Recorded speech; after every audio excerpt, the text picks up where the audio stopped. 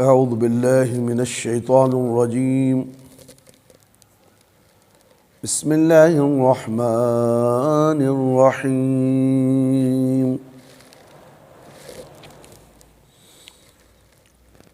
نحمده ونصلي على رسوله الكريم. أما بعد. سورہ طور آیت نمبر 1 سے 15.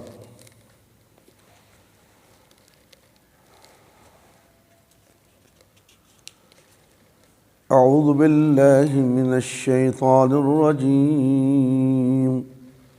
بسم اللہ الرحمن الرحیم. والطور وکتاب مسطور فی رق منشور وبیت المعمور والسقف المزفوع والبحر المسجور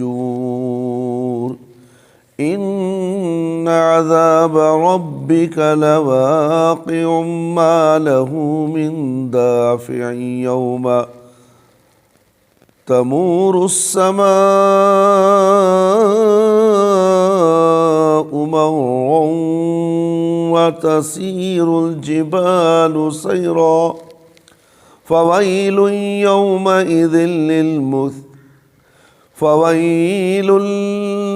يومئذ للمكذبين الذين هم في خوض يلعبون. يوم يدعون إلى النار جهنم دعا هذه النار التي كنتم بها تكذبون. أفسحر هذا أم أنتم لا تبصرون. طور پہاڑ کی قسم اور ایک لکھی کتاب کی قسم، ایک کھلے کاغذ میں اور آباد گھر کی قسم اور اونچی چھت یعنی آسمان کی قسم اور موجزن سمندر کی قسم. آپ کے رب کا عذاب یقیناً واقع ہونے والا ہے، اسے کوئی ٹالنے والا نہیں. جس دن آسمان شدت کے ساتھ ہلنے لگے گا اور پہاڑ تیزی کے ساتھ چلنے لگیں گے، پس اس دن جھٹلانے والوں کے لیے بربادی ہوگی. اور جو کفر باطل کی باتوں میں مشغول اچھل کود رہے ہیں، جس دن وہ جہنم کی آگ کی طرف دھکے دے کر لے جائیں گے، ان سے کہا جائے گا یہی وہ آگ ہے جس کی تم تکذیب کرتے تھے. تو کیا یہ جادو ہے یا تمہیں کچھ نظر نہیں آتا؟ سورۃ التفسیر طور. اس سورت کا پہلا لفظ الطور ہے، یعنی اس کا نام رکھ دیا گیا ہے. زمانہ نزول قرطبی لکھتے ہیں کہ سب کے نزدیک یہ سورت مکی دور میں نازل ہوئی تھی. بیہقی وغیرہ نے ابن عباس رضی اللہ تعالی عنہما سے روایت کی ہے کہ سورۃ طور مکہ میں نازل ہوئی تھی. مندرجہ ذیل 6 آیتوں میں اللہ تعالیٰ نے اپنی چند مخلوقات کی قسم کھا کر سننے والوں کے ذہنوں میں اس بات کی اہمیت بٹھانی چاہیے ہے جس پر قسم کھائی ہے، اور جس کا ذکر آیت نمبر 7 میں آیا ہے، یعنی عذاب جہنم جو یقینی امر ہے، اور جو لوگ اس کے حقدار ہوں گے ان پر وہ عذاب ضرور نازل ہوگا۔ یہ ایک ایسی بات ہے جس میں ذرہ برابر بھی شک و شبہ کی گنجائش نہیں ہے، طور سریانی زبان میں پہاڑ کو کہتے ہیں، اور بالعموم اس کا اطلاق ہرے بھرے پہاڑ پر ہوتا ہے۔ صحرا سینا کے جس پہاڑ پر موسیٰ علیہ السلام رب العالمین سے ہم کلام ہوئے تھے اسے طور سینا کہا جانے لگا ہے، اور جو تجلی الہی کی تاب نہ لا کر ٹکڑے ٹکڑے ہو گیا تھا، وہ کتاب مستور سے مراد یا تو قرآن کریم ہے یا لوح محفوظ۔ یہ تمام آسمانی کتابیں رخ اس باریک چمڑے کو کہتے ہیں جسے قدیم زمانے میں کاغذ کے طور پر لکھنے کے لیے استعمال کیا جاتا تھا، اور بیت المعمور سے مراد وہ گھر ہے جو 7ویں آسمان پر پایا جاتا ہے، اور جسے نبی کریم صلی اللہ علیہ وسلم نے معراج کی رات میں دیکھا تھا، اور دیکھا تھا کہ روزانہ 70,000 فرشتے اس میں داخل ہوتے ہیں اور دوبارہ اس سے باہر لوٹ کر نہیں آتے۔ فرشتے اس گھر کا اسی طرح طواف کرتے ہیں جس طرح اہل زمین خانہ کعبہ کا طواف کرتے ہیں۔ نبی کریم صلی اللہ علیہ وسلم نے ابراہیم علیہ السلام کو 7ویں آسمان پر اسی بیت معمور سے ٹیک لگائے بیٹھے ہوئے دیکھا تھا، اور یہ بیت معمور بالکل کعبہ کے سامنے ہے، اور اسی طرح کا ایک گھر آسمان پر پایا جاتا ہے جس کے ارد گرد آسمان پر رہنے والے عبادت کرتے ہیں۔ آسمان دنیا کے گھر کا نام بیت العزا رکھا ہے۔ بعض لوگوں نے والبیت المعمور سے مراد خانہ کعبہ لیا ہے۔ پہلی تفسیر کے مطابق وہ گھر فرشتوں کی عبادت سے آباد ہے، دوسری تفسیر کے مطابق حج اور عمرہ کرنے والے، طواف کرنے والوں، اعتکاف کرنے والوں اور دیگر عبادات گزاروں سے آباد رہتا ہے۔ صاحب محسن التنزیل نے دوسری تفسیر کو سورۃ ال3 کی دوسری اور تیسری آیت وَالطُّورِ سِینِینَ هَٰذَا الْبَلَدِ الْأَمِینَ کی روشنی میں ترجیح دی ہے، یعنی وہاں طور سینا کے ساتھ بلد امین مکۃ المکرمہ کا ذکر آیا ہے، اس لیے یہاں بھی طور کے ذکر کے بعد بیت معمور سے مراد خانہ کعبہ ہے جو مکہ میں ہے، کیونکہ قرآن کریم کی ایک آیت دوسری آیت کی تفسیر کرتی ہے۔ سقف و مرفوع سے مراد آسمان ہے، اور چونکہ وہ زمین کے لیے چھت کے مانند ہے اس لیے اسے چھت سے تعبیر کیا گیا ہے۔ بحر مسجور سے مراد یا تو پانی ہے، بھرا ہوا سمندر ہے، یا یہ کہ جب قیامت آئے گی تو سمندروں کا پانی آگ بن جائے گا۔ قیامت کے دن سمندروں کا پورا پانی کیا بن جائے گا؟ آگ بن جائے گا۔ مسجور کے کئی دیگر معنی بھی بیان کیے گئے ہیں۔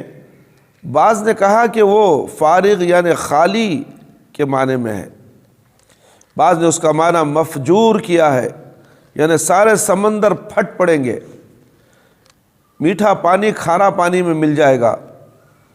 امام شوکانی رحمۃ اللہ علیہ نے دوسرے معنی کو ترجیح دی ہے، یعنی اللہ نے اس سمندر کی قسم کھائی ہے جس کا پانی قیامت کے دن آگ ہو جائے گا۔ یہی وہ بات ہے جس کی اہمیت لوگوں کے ذہنوں میں بٹھانے کے لیے اللہ تعالیٰ نے اپنی مذکورہ بالا مخلوقات کی قسم کھائی ہے اور کہا ہے کہ اے میرے نبی صلی اللہ علیہ وسلم، آپ کے رب کا عذاب ان لوگوں پر ضرور نازل ہوگا جو آپ کو، قرآن کریم کو اور بعث سے بعد الموت کے عقیدے کو جھٹلاتے ہیں، اور اس عذاب سے بھی انہیں بچا نہ سکے گا۔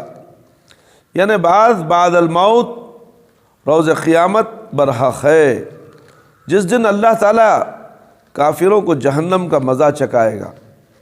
اس روز قیامت کی بعض نشانیاں یہ ہیں کہ اس دن آسمان نہایت تیزی کے ساتھ حرکت کرنے لگے گا، اور پہاڑ اپنی جگہوں سے ہٹ جائیں گے، پہاڑ اپنی جگہوں سے ہٹ جائیں گے اور بادلوں کی طرح چلنے لگیں گے پہاڑ، اور غبار بن کر اڑنے لگیں گے۔ اور جس دن آسمانوں اور پہاڑوں کی یہ کیفیت ہوگی وہ اللہ، اس کے رسول صلی اللہ علیہ وسلم اور اس کے قرآن مجید کی تکذیب کرنے والوں کے لیے بڑی ہی ہلاکت و بربادی کا دن ہوگا، یا جہنم میں ان کا ٹھکانہ ویل نام کی وادی ہوگی۔ یہ وہ لوگ ہوں گے جو دنیا میں باطل کی تائید کرتے تھے، یہ وہ لوگ ہوں گے جو باطل یعنی نافرمانوں کی تائید کرتے تھے۔ اللہ اکبر۔ دیکھیے اسی لیے کوئی نافرمان ہے تو اس کی تائید نہیں کرنا، جو قرآن اور حدیث کی مخالفت کرتا ہے تو اس کے ہاں میں ہاں نہیں ملانا، اس کی تائید بھی نہیں کرنا، اس کی مدد بھی نہیں کرنا۔ روز آخرت کے حساب و عقاب سے غافل لہو لعب میں مشغول رہتے تھے، اور نبی کریم صلی اللہ علیہ وسلم کا مذاق اڑاتے تھے۔ فی خوض یلعبون کا ایک معنی یہ بھی بیان کیا گیا کہ وہ لوگ ہوں گے دنیا کے عیش و آرام میں منہمک اور فکر آخرت سے یکسر غافل رہتے ہیں، یکسر غافل رہتے ہیں، دنیا کے لذتوں میں مشغول رہتے ہیں، عیش و آرام میں، شہوت پرستی، اس طرح اس کے اندر ملوث ہونے کے بعد آخرت سے غافل رہتے ہیں۔ انہیں نہایت بے دردی اور سختی کے ساتھ دھکے دے کر جہنم میں پہنچا دیا جائے گا۔